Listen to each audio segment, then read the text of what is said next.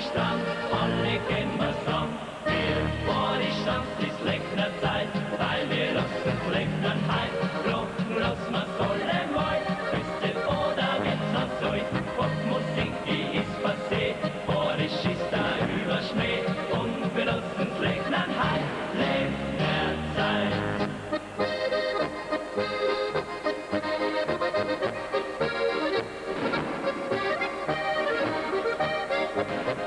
Popmusik, die ist passé, Borisch ist da über Schmäh. Und wir nutzen Lecknern heim, Leckner Zeit.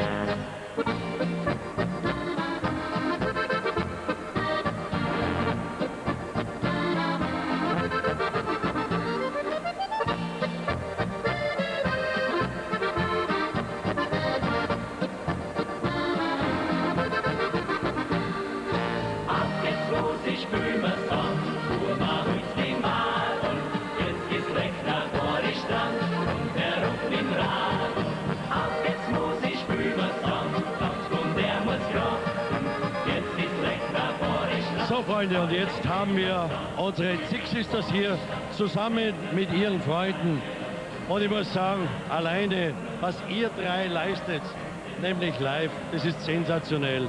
Was seid ihr eigentlich so vom Beruf? Ja, vom Beruf sind wir eigentlich Gesangslehrerinnen, aber eigentlich hauptberuflich natürlich am liebsten Sängerinnen.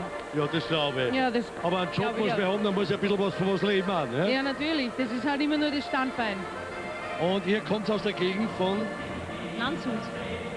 Ja, Regensburg die meisten und aus Dingolfing bei Landshut.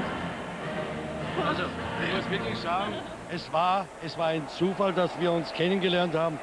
Aber ich habe den Zufall nie bereut. Das war also wirklich heute.